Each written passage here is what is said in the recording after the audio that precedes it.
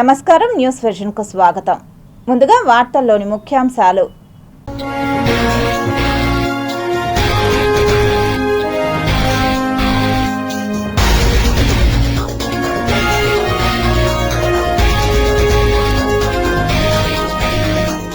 వణుకు పుట్టిస్తున్న Japanese encephalitis, ఇప్పటికే 10 మంది మృతి, 44 యాక్టివ్ కేసులు.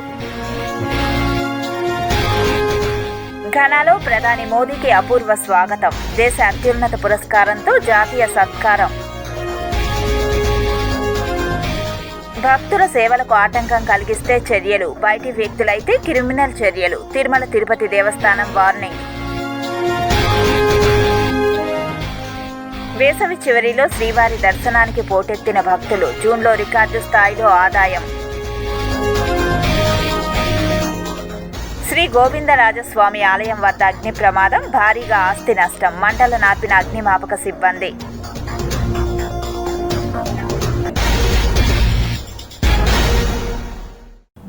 వైసీపీ అధినేత వైఎస్ జగన్మోహన్ రెడ్డిపై ఆంధ్రప్రదేశ్ ముఖ్యమంత్రి నారా చంద్రబాబు నాయుడు తీవ్ర ఆగ్రహం వ్యక్తం చేశారు. సింగయ్య భార్యను బెదిరించి రాజకీయం చేస్తారా అని ప్రశ్నించారు. కారు కింద పడిన వ్యక్తిని ఆసుపత్రికి తరలించే ఓపిక కూడా లేదా అని నిలదీశారు. కనీస బాధ్యత, సామాజిక స్పృహ లేకుండా ప్రవర్తిస్తారా అని మండిపడ్డారు. కారు కింద పడిన వ్యక్తిని కుక్కపిల్ల మాదిరిగా పక్కన పడేస్తారా అని ఫైర్ అయ్యారు. ఏమీ చేయలేని వాళ్ళే శవరాజకీయాలు చేస్తుంటారని ధ్వజమెత్తారు. కుప్పంలో 2వ రోజు సీఎం చంద్రబాబు పర్యటించారు. కుప్పం ప్రభుత్వ ఆసుపత్రిలో ఇవాళ ఏపీలోనే తొలి డిజిటల్ నెర్వ్ సెంటర్ని ప్రారంభించారు. అనంతరం మీడియాతో సీఎం చంద్రబాబు మాట్లాడారు. నీతి మాలిన వాళ్ళు, రౌడీలు రాజకీయాల్లో ఉన్నారని సీఎం చంద్రబాబు విమర్శించారు. చిల్లి గవ్వ కూడా ఖర్చు చేయని వాళ్ళు తమ ప్రభుత్వం గురించి మాట్లాడుతున్నారని మండిపడ్డారు. దోచుకోవడమే తప్ప ఇవ్వడం తెలియని వాళ్లతో రాజకీయాలు చేయాల్సి వస్తుందని ఆందోళన వ్యక్తం చేశారు. పేదలను మీరు ఆదుకోకపోగా పనిచేస్తున్న తమ ప్రభుత్వంపై విమర్శలు చేస్తారా అని తీవ్ర ఆగ్రహం వ్యక్తం చేశారు. తప్పుడు పనులు తాత్కాలికం, చేసిన పనులే శాశ్వతమని సీఎం చంద్రబాబు వ్యాఖ్యానించారు. తానెప్పుడూ తప్పుడు ప్రచారాలతో రాజకీయాలు చేయలేదని సీఎం చంద్రబాబు స్పష్టం చేశారు.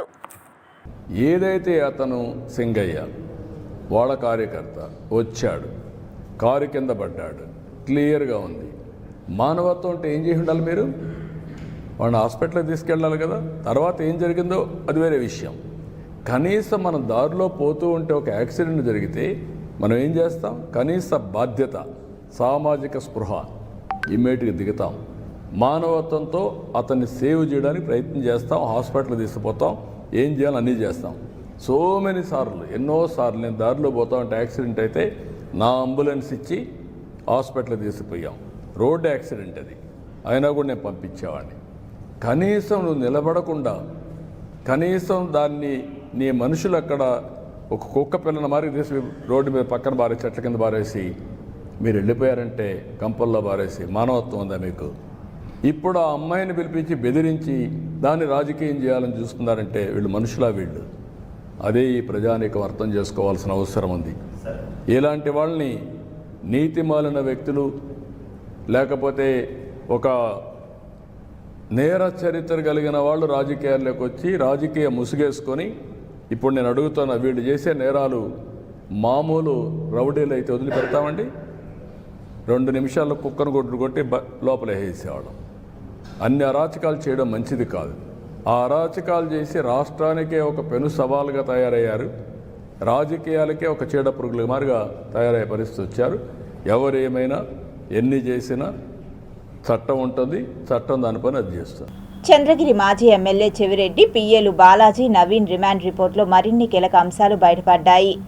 గత అసెంబ్లీ ఎన్నికల్లో రాష్ట్రంలోని పలు నియోజకవర్గాల్లో వైసీపీ అభ్యర్థులు పంచిన డబ్బంతా లెక్కర్ ముడుపులేనని సిట్ గుర్తించింది. బాలాజీ, నవీన్లతో పాటు మరికొందరు అనుచరులు, సిబ్బంది ఈ సొమ్మునంతా తరలించారు.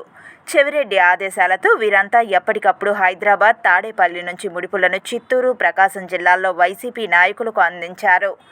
అసెంబ్లీ ఎన్నికల టైంలో విడతల వారీగా 8 నుంచి 9 కోట్ల చొప్పున దాదాపు 250 కోట్లు తరలించినట్లు సిట్ గుర్తించింది. తాడేపల్లిలోని ప్రణయ్ ప్రకాష్ అపార్ట్మెంట్ నుంచి 8 కోట్ల నుంచి 9 కోట్ల రూపాయలు ఉన్న బాక్సులు తరలించారని రిపోర్టులో ప్రస్తావించింది. గతేడాది మార్చి 1 నుంచి మే 9 మధ్య 13 సార్లు నగదు ఉన్న బాక్సులు తరలించారని తేల్చారు. ఏప్రిల్ 1, 2024న కావలిలో అప్పటి ఎమ్మెల్యే రామ్రెడ్డి ప్రతాప్ రెడ్డి పిఏకి నోట్ల కట్టలున్న బాక్సులను బాలాజీ అందించినట్లు కాల్ డేటా రికార్డుల ఆధారంగా సిట్ సాక్ష్యాలు సేకరించింది. ఎన్నికల సమయంలో భారీగా నగదును నియోజకవర్గాల్లోని వాలంటీర్లకు అందించారని సిట్ పేర్కొంది. నగదు తరలించేందుకు ఏకంగా తుడా వాహనాన్ని వినియోగించారు. అప్పట్లో తుడా చైర్మన్గా ఉన్న మోహిత్ రెడ్డి పదవిని దుర్వినియోగం చేస్తూ డ్రైవర్ రామరాజుతో సొమ్ము తరలించారు. తుడా వాహనం విషయంలోనూ రికార్డులు తారుమారు చేసినట్లు తెలిపింది. వాహనం ఎప్పుడూ హైదరాబాద్ వెళ్లలేదన్నట్లుగా తుడా రికార్డులో నమోదు చేశారు. వెంకటేష్ నాయుడు నివసించే హైదరాబాద్ బంజారా హిల్స్లోని క్రిషే వ్యాలీ అపార్ట్మెంట్స్కి బాలాజీ నవీన్ పలుమార్లు వెళ్లి ముడుపుల సొత్తు తీసుకొచ్చారు. దీన్ని ఒంగోలులోని వైసీపీ నాయకులకు అందజేశారు.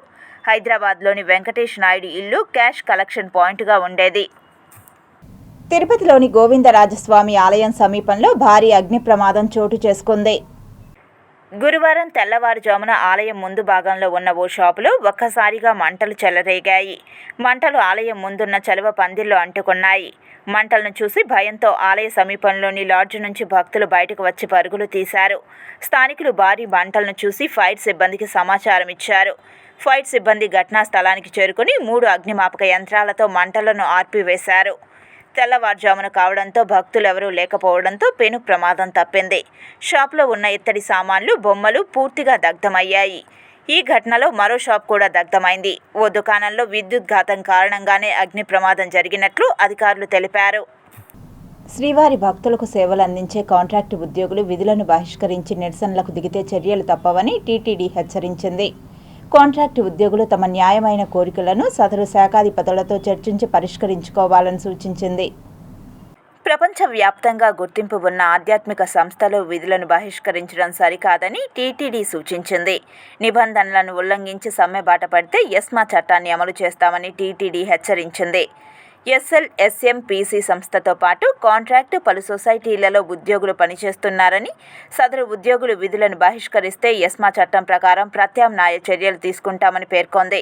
గతంలో టీటీడీలో విధులను బహిష్కరణ చేసిన మానవతా దృక్పథంతో తిరిగి విధుల్లోకి తీసుకోవడం జరిగిందని, ఈసారి విధుల నుంచి తొలగించాక విధులను బహిష్కరించిన వారిని ఎలాంటి పరిస్థితుల్లో తిరిగి తీసుకోరని టీటీడీ తెలిపింది. టీటీడీలో భక్తులకు సేవలు అందించే ఉద్యోగులు ధర్నాలు చేయడం, నిరసన నోటీసులు ఇవ్వడం, ఊరేగింపులు చేయడం చట్ట ప్రకారం నిషేధం. నిబంధనలను ఉల్లంఘించిన వారిపై చర్యలు తీసుకుంటాం. అదేవిధంగా ఉద్యోగుల విధులకు టీటీడీలో సంబంధం లేని బయట వ్యక్తులు ఆటంకం కలిగిస్తే చట్టపరమైన క్రిమినల్ చర్యలకు వెనకాడమని హెచ్చరించింది. స్విమ్స్లో విధులు నిర్వహిస్తున్న శ్రీ లక్ష్మీ శ్రీనివాస కార్పొరేషన్లోని కాంట్రాక్టు ఉద్యోగులు గత కొంతకాలంగా పలు రకాల కోరికలను కోరుతూ విధులను బహిష్కరించేందుకు సిద్ధపడుతున్నారని, టీటీడీ యాజమాన్యం చాలా సామరస్యంగా పరిష్కరించాలని ఉందన్నారు.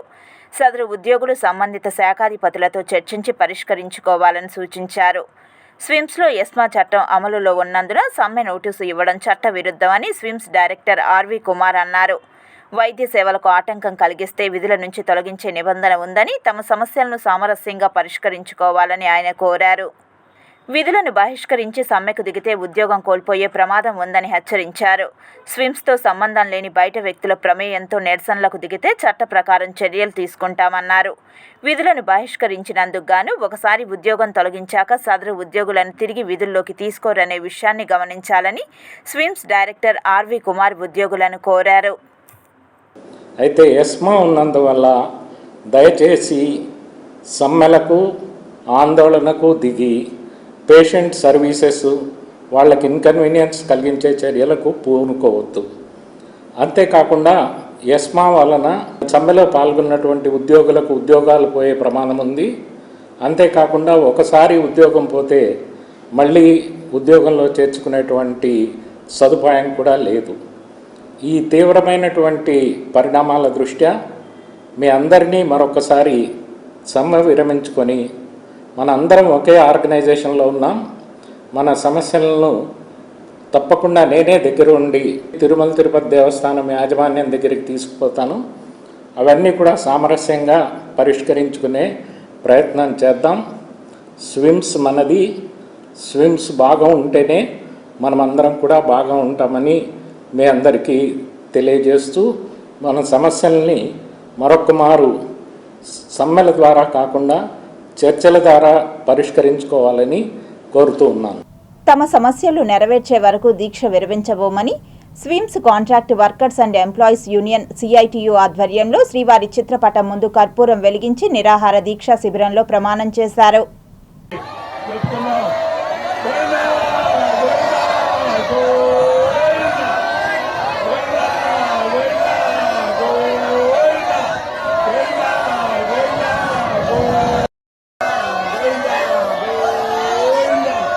మీరు చూసుంటారు అందరూ కుమార్ గారి ప్రకటన, డైరెక్టర్ గారి ప్రకటన.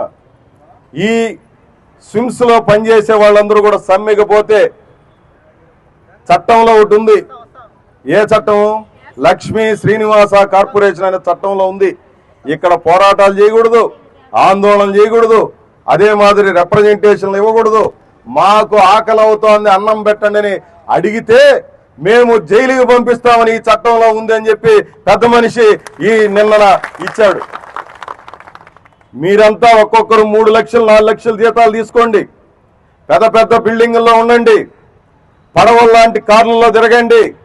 ఎంత వేడిగా ఉన్నా సరే మీకు చలి, ఎందుకంటే ఏసీల్లో కూర్చొని కోటులు వేసుకొని తిరుగుతున్నటువంటి పెద్ద మనుషులందరూ కూడా ఈరోజు సింహాలన్నీ బయలుదేరినాయి మేకల మీదకి. మేము తినేస్తామని మీరు అనుకుంటున్నారేమో. మేము మేకలు కాదు, తిరగబడితే ఈ సింహాల్ని పులులన్నింటి కథ చూసేసే శక్తి కలిగినటువంటి CITU అండగా పోరాడుతున్నామనే విషయాన్ని మర్చిపోయినట్టున్నారు. శ్రీ వెంకటేశ్వరుడు కలియుగంలో అపర కుబేరుడు ఆయనే. వెంకన్న ఆదాయం కూడా ఇప్పుడు అంతకంతకు పెరుగుతుండడమే నిదర్శనం. తిరుమలేశుడి ఆదాయంలో హుండీ ఆదాయం కీలకంగా మారిపోవడంతో వెంకన్న ఆస్తుల విలువ కొండంత అవుతోంది. ఇప్పటికే వెలకట్టలేని ఆస్తులున్న సంపన్నుడైన శ్రీ వెంకటేశ్వరుడి ఆదాయం ఏటేటా పెరుగుతూనే ఉంది.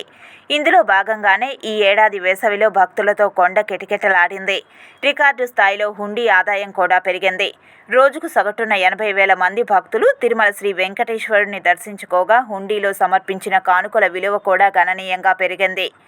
జూన్ నెలలో 119.86 కోట్ల రూపాయల మేర హుండీ ద్వారా టీటీడీకి ఆదాయం రాగా 24,08,000 మంది భక్తులు వెంకన్నను దర్శించుకున్నారు. ఇక ఈ నెల ఆఖరి రోజు అంటే జూన్ 30న శ్రీవారి హుండీ ఆదాయం 5.30 కోట్ల రూపాయలు రాగా జూన్ 14న అత్యధికంగా 91,720 మంది శ్రీవారిని దర్శించుకున్నట్లు టీటీడీ చెబుతోంది. ఇక ఈ నెలలో మొత్తం 5 రోజులు ప్రతిరోజు 90,000కు పైగానే భక్తులు శ్రీవారిని దర్శించుకోగా 10 రోజులు ఒక్కో రోజు 80,000 మందికి పైగా భక్తులు వెంకన్నను దర్శించుకోవడం మరో రికార్డు.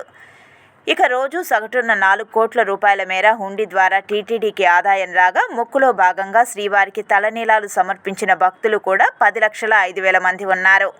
ఇక గత మే నెల హుండీ ఆదాయం శ్రీవారిని దర్శించుకున్న భక్తుల సంఖ్యకు భారీ తేడాగానే ఉండగా వేసవిలో జూన్ నెల టీటీడీకి కీలకంగా మారింది.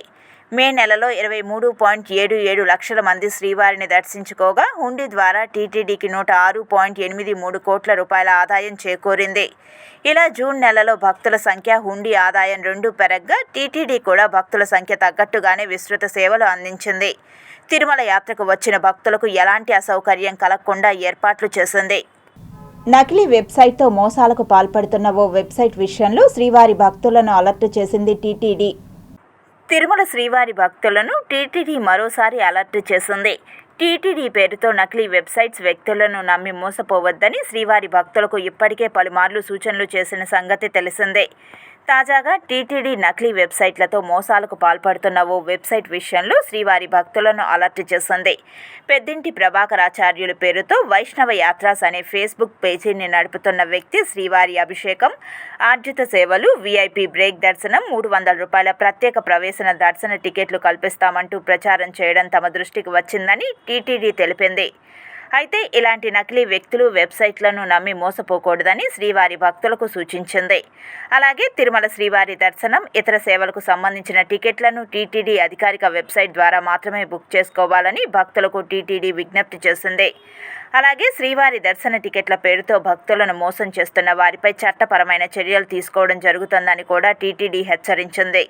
తిరుమల శ్రీవారి భక్తులు దర్శన టికెట్లు, ఆర్జిత సేవా టికెట్లు, వసతి గదులను బుక్ చేసుకునేందుకు అధికారిక వెబ్సైట్ను మాత్రమే వినియోగించాలని టీటీడీ విజ్ఞప్తి చేస్తోంది. నకిలీ వెబ్సైట్లను నమ్మి మోసపోవద్దని కోరుతోంది.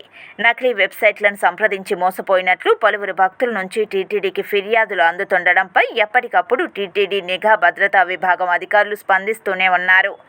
నకిలీ వెబ్సైట్లపై క్రిమినల్ కేసులు నమోదు చేయడం జరిగింది. తిరుమల తిరుపతి దేవస్థానానికి సంబంధించిన సమాచారం కోసం శ్రీవారి దర్శన టికెట్లు, ఆర్జిత సేవా టికెట్లు, వసతి గదులను బుక్ చేసుకునేందుకు అధికారిక వెబ్సైట్ మాత్రమే ఉంటుందని టీటీడీ స్పష్టం చేసింది. ఈ వెబ్సైట్కు సంబంధించిన సమాచారం, ఇతర వివరాల కోసం TTD call centre toll free number 155257ను సంప్రదించాలని కూడా సూచించింది. సేవారంగం బలోపేతంతోనే తిరుపతి సమగ్ర అభివృద్ధి సాధిస్తుందని MLA RN Srinivasulu, commissioner N Maurya తెలిపారు. తిరుపతి నియోజకవర్గ విజన్ యాక్షన్ ప్లాన్ కమిటీ సమావేశం గురువారం ఉదయం కార్పొరేషన్ సమావేశ మందిరంలో చైర్మన్ అయిన ఎమ్మెల్యే ఆర్ఎన్ శ్రీనివాసులు అధ్యక్షతన జరిగింది. వికసిత్ భారత్ 2047 నాటికి నియోజకవర్గం ఏ విధంగా ఏ రంగాల్లో అభివృద్ధి జరుగుతుందనే అంచనాలను పవర్ పాయింట్ ప్రెజెంటేషన్ ద్వారా వార్డు కార్యదర్శులు వివరించారు. 2029 నాటికి 10 మార్గదర్శకాల అమలుతో తిరుపతి అభివృద్ధిలో కీలక మైలురాయిని చేరుకోవడం సాధ్యమని committee vice chairman, convener, commissioner N Maurya తెలిపారు. జీరో పవర్టీని సాధించడం కోసం P4 విధానాన్ని అమలు చేయడంలో మార్గదర్శకులదే కీలకమని ఆమె చెప్పారు. మార్గదర్శకులకు తోడు బంగారు కుటుంబీకులను సమావేశానికి ఆహ్వానించారు. దీంతో నేరుగా బంగారు కుటుంబ సభ్యుల ఆవేదనను మార్గదర్శకులు విని తమ వంతు సాయం చేసేందుకు ముందుకు వచ్చారు. తిరుపతి నియోజకవర్గంలో 7,000 మంది బంగారు కుటుంబాలను గుర్తించారు. స్వర్ణాంధ్ర 2047 నాటికి పేదరికం లేని రాష్ట్రంగా నిలపాలని ముఖ్యమంత్రి చంద్రబాబు నాయుడు, ఉప ముఖ్యమంత్రి పవన్ కళ్యాణ్లు నిర్ణయించి నియోజకవర్గ విజన్ యాక్షన్ ప్లాన్ను తయారు చేశారని ఎమ్మెల్యే ఆర్ఎన్ శ్రీనివాసులు తెలిపారు. టూరిజం అభివృద్ధితో నియోజకవర్గం అభివృద్ధి ముడిపడి ఉందని ఆయన చెప్పారు. Temple tourism, eco tourism, wedding డెస్టినేషన్గా తిరుపతిని మరింతగా అభివృద్ధి చేయాల్సి ఉందని ఆయన అభిప్రాయపడ్డారు. విశాఖపట్నం, విజయవాడలకు దీటుగా తిరుపతిని అభివృద్ధి చేసేందుకు CM Chandrababu Naidu, deputy CM Pawan కళ్యాణ్లు కట్టుబడి ఉన్నారని ఆయన అన్నారు. తిరుపతిలో నూతన రైల్వే స్టేషన్ అందుబాటులోకి రావడంతో పాటు త్వరలో ఇంటిగ్రేటెడ్ బస్టాండ్ నిర్మాణం పనులకు టెండర్స్ను ప్రభుత్వం పిలువనున్నట్లు ఆయన చెప్పారు. పుణ్యక్షేత్రమే కాకుండా విద్యా కేంద్రంగా బాసిల్లుతున్న తిరుపతిలో ఐటీ సెక్టార్ అభివృద్ధితో స్థానిక యువతకు ఉపాధి కల్పించాలనేది తన ఆకాంక్ష అని ఆయన అన్నారు. రేణిగుంట, చంద్రగిరి ఇంటిగ్రేటెడ్ డెవలప్మెంట్ కోసం కేంద్ర ప్రభుత్వం ముందుకొచ్చినట్లు కమిషనర్ మౌర్య తెలిపారు. ఈ కార్యక్రమంలో డిప్యూటీ మేయర్ ముద్ర నారాయణ, అదనపు commissioner Charan Tej Reddy, deputy commissioner Amarayya, superintendent engineer Shyam Sundar, municipal ఇంజనీర్లు Tulasi Kumar, Gomathi, health officer doctor Yuva Anvesh, DCP Khan, revenue అధికారులు సేతు మాధవ్, రవి, మేనేజర్ హాసిం, డీఈలు, ఏసీపీలు తదితరులు పాల్గొన్నారు. ప్రజలందరూ మెచ్చేలా మంచి పరిపాలన రాష్ట్రంలో కొనసాగుతుందని ఆంధ్రప్రదేశ్ రాష్ట్ర greening and beautification corporation chairperson Sugunamma, Yadava corporation chairman Narasimha Yadav తెలిపారు. తిరుపతి నగరంలోని 37వ డివిజన్ పరసాల వీధిలో సుపరిపాలన తొలి అడుగు అనే కార్యక్రమాన్ని నిర్వహించారు. ఈ కార్యక్రమానికి తెలుగుదేశం పార్టీ నాయకులు, కార్యకర్తలు పెద్ద సంఖ్యలో హాజరై ఇంటింటికి వెళ్లి ఆంధ్రప్రదేశ్ రాష్ట్ర ప్రభుత్వం అందిస్తున్న సంక్షేమ పథకాలు అందుతున్నాయా, ప్రభుత్వ తీరు ఎలా ఉందని అడిగి తెలుసుకున్నారు. ప్రతి ఇంటి నుంచి విశేష స్పందన లభిస్తుందని, గతంలో ఎన్నడూ లేని విధంగా రాష్ట్రం అభివృద్ధి పదంలో ముందుకు వెళ్తుందని ప్రజలు చెప్పడం తమకు రెట్టింపు ఉత్సాహాన్ని కలిగిస్తుందని టీడీపీ నాయకులు హర్షం వ్యక్తం చేశారు. రాబోయే 4 సంవత్సరాలలో ప్రజలందరికీ సుపరిపాలన అందించి ప్రతి పేదవాన్ని ధనికుణ్ణి చేయడమే రాష్ట్ర ప్రభుత్వం యొక్క ప్రధాన ధ్యేయమని తెలిపారు. పేద, బడుగు, బలహీన వర్గాలకు చెందిన ప్రజలు రాజకీయంగా, సామాజికంగా, విద్యాపరంగా ఎదిగేందుకు రాష్ట్ర ముఖ్యమంత్రి నారా చంద్రబాబు నాయుడు ప్రత్యేక చొరవ చూపుతున్నారని, ఆ దిశగా ప్రణాళికలు సిద్ధం చేస్తున్నట్లు వెల్లడించారు. కార్యకర్తను నాయకుడిగా భావించే పార్టీ టీడీపీ అని పేర్కొన్నారు. నిరుద్యోగ వృత్తి ఇస్తామని చెప్పాం, నిరుద్యోగులకు ఉద్యోగం తీసిస్తామని చెప్పాం. అవన్నీ కూడా 20 లక్షల ఉద్యోగాలు ఇవ్వడానికి కూడా అన్ని రంగాలు కూడా రెడీ అయ్యాయి. మరి నిరుద్యోగ యువతకి వారికి తగినటువంటి, వారికి ఏ ఫీల్డ్లో అయితే అనుభవం ఉందో అలాంటి ఉద్యోగం ఇప్పించడానికి వారికి మరి కౌన్సిలింగ్ చేసి స్కిల్ డెవలప్మెంట్ ద్వారా వారికి ట్రైనింగ్ ఇచ్చి వాళ్ళని ఆయా కంపెనీల్లో ఉద్యోగం పెట్టే ప్రయత్నాలు జరుగుతున్నాయి. తప్పకుండా అప్పుడు మరి స్కిల్ డెవలప్మెంట్ ద్వారా వాళ్ళకి ట్రైనింగ్ ఇస్తూ వాళ్ళకి నిరుద్యోగ వృత్తి కూడా 3,000 రూపాయలు కూడా ఇవ్వబోతున్నామని తెలియజేస్తూ, కాబట్టి ప్రజలందరూ కూడా ఈ తొలి అడుగులో ఎంత సంతోషంగా ఉన్నారో మళ్ళీ అడుగులో మరిన్ని పథకాలు అందుకోబోతున్నారని తెలియజేస్తూ మరి ఈరోజు రెండవ రోజు తొలి అడుగు కార్యక్రమాన్ని కొంటున్నాం. గతంలో చూస్తే ఎన్టీ రామారావు గారు చూపిన బాటలో పేద బడుగు బలహీన వర్గాల కోసం ఈ ప్రభుత్వం పనిచేస్తూ ఉంది. అలాగే రాబోయే రోజుల్లో కూడా ప్రజల ఆకాంక్షకు అనుగుణంగా ఈ సంవత్సరం అనేక పథకాలను కూడా ఇంప్లిమెంట్ చేయడం జరిగింది. రాబోయే రోజుల్లో కూడా మరిన్ని పథకాలను ఇంప్లిమెంట్ చేసి పేదల వద్దకి ప్రభుత్వాన్ని తీసుకెళ్లి వారి సంక్షేమం అభివృద్ధి కోసం ప్రభుత్వం కట్టుబడి ఉందని కూడా ఈ సందర్భంగా కూడా తెలియజేస్తూ ప్రతి ఇంటికి వెళ్ళి కూడా ఇటు ఇన్ఛార్జ్ సుగుణమ్మ గారు పార్టీ శ్రేణులందరూ కూడా కలిసి ప్రతి ఇంటికి కూడా మేము చేసిన పనులు చెప్పడమే కాకుండా మళ్ళా ఫీడ్బ్యాక్ తీసుకొని రాబోయే రోజుల్లో ఏ విధంగా వాళ్ళకు పరిపాలన అందించాలో ఆ విధంగా కూడా ముందుకెళ్తూ ఉన్నామని కూడా ఈ సందర్భంగా తెలియజేస్తాం. సంవత్సరం కాలంలో తల్లికి వందనం స్కీమ్ అయితేమి, అన్న క్యాంటీన్లు అయితేనేమి, అదేవిధంగా ఆగస్టు 15 నుంచి కూడా ఉచిత బస్సు కూడా ఇవ్వడం జరుగుతుంది. అదేవిధంగా బీసీలకైతే 34% రిజర్వేషన్ ఇస్తున్నారు నామినేటెడ్ పోస్టుల్లో. అదేవిధంగా చట్టసభల్లో కూడా 33% ఇవ్వబోతున్నామని చంద్రబాబు నాయుడు గారు చెప్పారు. ఆ విధంగా ముందుకు వెళ్తున్నారు. కాబట్టి ఈ యొక్క కార్యక్రమంలో ప్రజలందరూ కూడా పాల్గొని వాళ్ళ సమస్యలు మాకు తెలియజేయాలని కోరుకుంటా ఉన్నాం.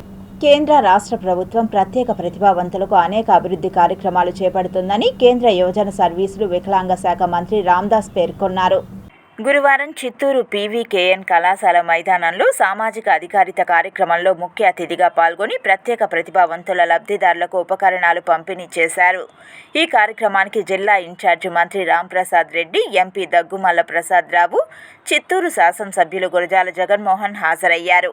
ఈ సందర్భంగా కేంద్ర మంత్రి రామ్దాస్ మాట్లాడుతూ కేంద్ర ప్రభుత్వం విభిన్న ప్రతిభావంతులను ప్రోత్సహించేందుకు విమానయానాలు, రైల్వే శాఖలు, బస్సులు, క్రీడా సముదాయాల్లో ప్రత్యేక అవకాశాలు కల్పిస్తున్నట్లు తెలిపారు. గ్యాలియర్లో ప్రత్యేక ప్రతిభావంతుల కోసం ఒక మెగా క్రీడా మైదానాన్ని ఏర్పాటు చేసి వారికి ఇవ్వడం జరుగుతుందని తెలిపారు. అలాగే చిత్తూరు జిల్లాలో 8,916 అద్దెకి ఉపకరణాలు పంపిణీ చేయడం జరిగిందని అన్నారు. అలింకో సంస్థ ద్వారా ఈ పరికరాలు పంపిణీ చేయడం జరిగిందని అన్నారు. ఈ సందర్భంగా జిల్లా ఇన్ఛార్జి మంత్రి రాంప్రసాద్ రెడ్డి మాట్లాడుతూ సమాజంలో విభిన్న ప్రతిభావంతులను వివక్షతతో చూడడం తగదన్నారు. వికలత్వం వాళ్ళ శరీరానికి మాత్రమేనని, వారి తెలివితేటలకు కాదని ఇదివరకే నిరూపణ అయిందని తెలిపారు. ఈ కార్యక్రమంలో ఎమ్మెల్యే గురజాల జగన్మోహన్ మాట్లాడుతూ రాష్ట్రంలో వికలాంగులకు అన్ని వసతులు కల్పించిన ఘనత తెలుగుదేశం పార్టీదేనని పేర్కొన్నారు. దేశంలో ఏ రాష్ట్రంలో లేని విధంగా ఆంధ్రప్రదేశ్లో ప్రత్యేక ప్రతిభావంతులకు రిజర్వేషన్లు తదితర సౌకర్యాలను ఏర్పాటు చేస్తోందని తెలిపారు. ఈ కార్యక్రమంలో mayor Amuda, Punganur Telugu Desam party incharge Challa Babu, BJP జిల్లా కార్యదర్శి అట్లూరు శ్రీనివాసులు, పలువురు కూటమి పార్టీ నాయకులు, కార్యకర్తలు, డిఆర్ఓ మోహన్ రామ్, వికలాంగుల శాఖ అధికారి వినోద్ పాల్గొన్నారు. ఇదిలా ఉండగా ఎలాంటి అవాంఛనీయ సంఘటన జరగకుండా ఏఎస్పీ మణికంఠ చందోలు ఆధ్వర్యంలో ఏఎస్పీ రాజశేఖర్ రాజు, డీఎస్పీ సాయినాథ్, సిఐ నెట్టికంఠయ్య ఆధ్వర్యంలో భారీ పోలీస్ బందోబస్తు ఏర్పాటు చేశారు. రాష్ట్ర ముఖ్యమంత్రి నారా చంద్రబాబు నాయుడు ఎన్నికల్లో ఇచ్చిన హామీలను ఏడాది పాలనలో ప్రజాభిప్రాయాన్ని సేకరించాలని ప్రజల వద్దకు పార్టీ నాయకులు, కార్యకర్తలు పంపారని టీడీపీ పట్టణ అధ్యక్షుడు మహబూబ్ బాషా అన్నారు. తిరుపతి జిల్లా రేణిగుంట పట్టణంలో గురువారం సాయంత్రం రాష్ట్ర ముఖ్యమంత్రి నారా చంద్రబాబు నాయుడు ఆదేశాల మేరకు శ్రీకాళహస్తి ఎమ్మెల్యే బొజ్జల సుధీర్ రెడ్డి సూచనల మేరకు ఏడాది పాలనలో సుపరిపాలనలో తొలి అడుగు కార్యక్రమాన్ని స్థానిక వేణుగోపాలపురం శివాలయం నుంచి అట్టహాసంగా ప్రారంభించారు. తెలుగుదేశం పార్టీ నాయకులు, కార్యకర్తలు ఇంటింటికి వెళ్లి ప్రభుత్వం అమలు చేస్తున్న సంక్షేమ పథకాలు అందుతున్నాయా లేదా ప్రభుత్వంపై ప్రజలకు ఉన్న అభిప్రాయాలను ప్రత్యక్షంగా అడిగి తెలుసుకున్నారు. పట్టణ అధ్యక్షుడు మహబూబ్ బాషా మాట్లాడుతూ రాష్ట్ర ముఖ్యమంత్రి నారా చంద్రబాబు నాయుడు ఎన్నికల్లో ఇచ్చిన హామీలను నెరవేరుస్తున్నారని, ఏడాది పాలనలో ప్రజాభిప్రాయాన్ని సేకరించాలని ప్రజల వద్దకు పార్టీ నాయకులను, కార్యకర్తలను పంపారని అన్నారు. టీడీపీ పట్టణ క్లస్టర్ ఇన్ఛార్జి డి పుష్పనాథం మాట్లాడుతూ తెలుగుదేశం పార్టీ అధికారంలోకి వచ్చిన వెంటనే మొదటి సంతకం పింఛన్లపై పెట్టారని, ఇచ్చిన హామీ ప్రతి ఒక్కటి భవిష్యత్తులో ముఖ్యమంత్రి నారా చంద్రబాబు నాయుడు నెరవేరుస్తారని అన్నారు. ఈ కార్యక్రమంలో తెలుగుదేశం పార్టీ మండల పార్టీ అధ్యక్షుడు మునిచంద్రారెడ్డి, కార్యదర్శి టీజీ సుబ్రహ్మణ్యం, రేణిగుంట పట్టణ convener D Pushpanatham, Venugopalapuram incharge Mani, Devala Ramana, Kannareddy, Jagadish, Dinesh, Suman, Ramesh Achari, Ravi, కార్యకర్తలు తదితరులు పాల్గొన్నారు. ప్రతి ఒక్క మండలంలో, ప్రతి ఒక్క గ్రామంలో కార్యకర్తల్ని మీరు ప్రజల వద్దకు పోండి, మనం చేసిన పనులు ప్రజలకు వివరించండి.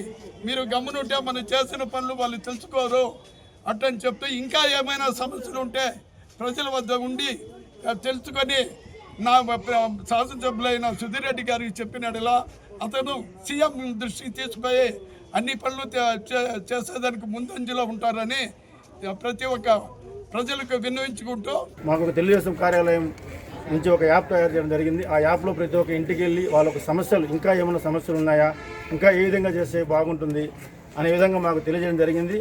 అందులో భాగంగానే ఈరోజు మేము ప్రతి ఒక్క ఇంటికి వెళ్ళి తెలుగుదేశం నాయకులందరూ కలిసి ప్రతి ఒక్క ఇంటికి వెళ్ళి వాళ్ళ సమస్య తెలుసుకునేసి తెలియజేస్తున్నాము. రిపబ్లికన్ పార్టీ ఆఫ్ ఇండియా ఆధ్వర్యంలో తిరుపతి జిల్లా ఆత్మీయ సమావేశ కార్యక్రమాన్ని ఘనంగా నిర్వహించారు. తిరుపతి ఓ ప్రైవేటు హోటల్లో ఏర్పాటు చేసిన బీసీల ఆత్మీయ సమావేశ కార్యక్రమంలో తిరుపతి నగరంలోని మహిళలు పెద్ద సంఖ్యలో హాజరయ్యారు. ఈ సందర్భంగా మాజీ మంత్రి పరసారత్నం మాట్లాడుతూ పేద బడుగు బలహీన వర్గాలకు చెందిన అందరూ జూలై 6న జరిగే బీసీల ఆత్మగౌరవ సభను జయప్రదం చేయాలని పిలుపునిచ్చారు.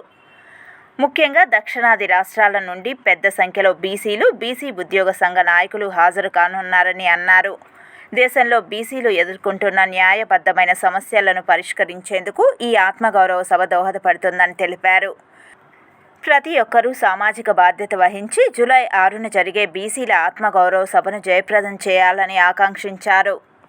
రేపు ఈ సభను మీరందరూ దిగ్విజయం చేయాలని, అదేవిధంగా రేపు అనగారి సత్యప్రసాదిగా సభ ద్వారా అన్ని సంఘాలు కలిపి బీసీ తల్వారుగా 100 తల్వార్లతో ఆయన్ని మనం సత్కరించబోతున్నాం. ఇది ఒక మహత్తరమైనటువంటి కార్యక్రమం. తిరుపతిలో బీసీలు, ఎస్సీలు, ఎస్టీలు కలిసి చేయడం, దీనికి అగ్ర కులాలందరూ కూడా సహకరించడం నిజంగా కూడా ఇది బీసీల రేపటి చైతన్యానికి ఒక నిదర్శనంగా మేము భావిస్తున్నాం. జై బీసీ, జై పూలే. కూడా దళితులంతా కూడా కలిసి ఈరోజు ముందుకు వెళ్ళాలని, అక్కడ ప్రభుత్వం దగ్గరికి వెళ్ళి వీళ్ళ యొక్క కష్టాలని నష్టాలని ప్రతి ఒక్కరు కూడా ప్రభుత్వం దృష్టికి తీసుకెళ్ళి ప్రభుత్వం ద్వారా సాల్వ్ చేసుకోవాలని ఆ ఉద్దేశంతోనే ముందుకు వచ్చినటువంటి ఈ నాయకత్వాన్ని మరి నేను ఈ అంబేద్కర్ పూలే ఫౌండేషన్ ఫౌండర్గా చాలా సంతోషాన్ని వ్యక్తపరుస్తూ భవన నిర్మాణ కార్మికుల సంక్షేమ బోర్డును పునరుద్ధరించి పెండింగ్లో ఉన్న క్లైములకు నిధులు మంజూరు చేయాలంటూ ఏఐటీయూసీ ఆధ్వర్యంలో తిరుపతి జిల్లా లేబర్ కమిషనర్ కార్యాలయం వద్ద ధర్నా నిర్వహించారు.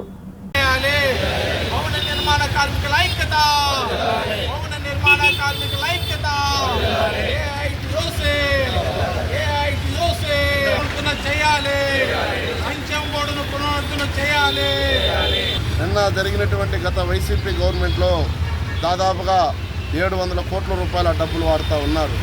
కానీ ఈ రాష్ట్ర ప్రభుత్వాలు ఏ ప్రభుత్వం అధికారం వస్తే ఆ ప్రభుత్వం వాడడంతో ఈవేళ బిల్డింగ్ పై నుండి కింద పడిపోయి వాళ్ళకు క్లెయిమ్ కావాల్సినటువంటి క్లెయిమ్స్ సభ్యులు 42,000 మంది ఈవేళ రాష్ట్ర వ్యాప్తంగా పెండింగ్ ఉన్నారు.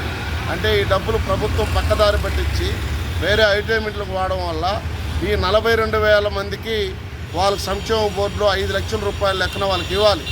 సంక్షేమ బోర్డు సభ్యులుగా గుర్తింపు పొందినటువంటి వారికి 42,000 క్లెయిమ్స్ పెండింగ్ ఉన్నాయంటే 42,000 కుటుంబాలు ఈరోజు వీధిలో పడినట్టే అని చెప్పేసి కూడా మేము ఏఐటీసీగా చెప్తా ఉన్నాం. వన మహోత్సవ కార్యక్రమాన్ని సిమ్స్ ప్రాంగణంలోని ఫిజియోథెరపీ కళాశాల నందు మొక్కలు నాటి ఘనంగా జరుపుకున్నారు.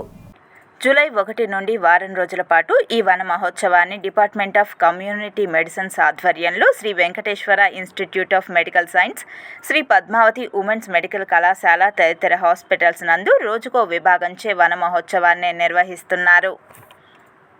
మా స్విమ్స్ క్యాంపస్లో అన్ని క్యాంపస్లోనూ ఈ వన మహోత్సవం జరుపుకుంటున్నాము. ఈ వారం రోజుల్లో ఒక్కొక్క క్యాంపస్లోనూ చెట్లు నాటి ఈ వన మహోత్సవం జరుపుకుంటున్నాము. మొదటిగా మెడికల్ కాలేజ్లో 1వ తేదీ చేసినారు. 2వ తేదీ వచ్చి హాస్పిటల్ స్విమ్స్ పద్మావతి హాస్పిటల్లో చెట్లు నాటినాము. ఈరోజు ఫిజియోథెరపీ కాలేజ్లో చెట్లు నాటినాము. రేపు నర్సింగ్ కాలేజ్లో చెట్లు నాటుతున్నారు. ఈ మన క్యాంపస్లో అన్నిట్లోనూ చెట్లు నాటి మన స్టూడెంట్స్కి, మన పేషెంట్స్కి, పేషెంట్ అటెండర్స్కి అందరికీ చెట్లు ఒక ప్రాముఖ్యత, చెట్లు ఉండడం వల్ల దానివల్ల ఫలితాలు చెప్పి దీన్ని ప్రాక్టికల్గా ఇట్లా చెట్లు నాటడం అనేది అలవాటు పరచడానికే ఈ వన మహోత్సవం జరుపుకుంటున్నాం. వార్తలు ముగించే ముందు ముఖ్యాంశాలు మరోసారి.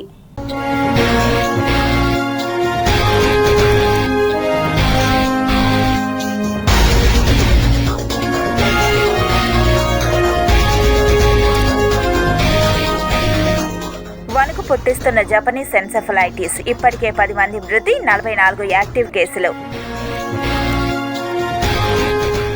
ఘనాలో ప్రధాని మోదీకి అపూర్వ స్వాగతం, దేశ అత్యున్నత పురస్కారంతో జాతీయ సత్కారం. భక్తుల సేవలకు ఆటంకం కలిగిస్తే చర్యలు, బయటి వ్యక్తులైతే క్రిమినల్ చర్యలు, తిరుమల తిరుపతి దేవస్థానం వార్నింగ్. వేసవి చివరిలో శ్రీవారి దర్శనానికి పోటెత్తిన భక్తులు, జూన్లో రికార్డు స్థాయిలో ఆదాయం. శ్రీ గోవిందరాజస్వామి ఆలయం వద్ద అగ్ని ప్రమాదం, భారీగా ఆస్తి నష్టం, మంటలు నార్పిన అగ్నిమాపక సిబ్బంది.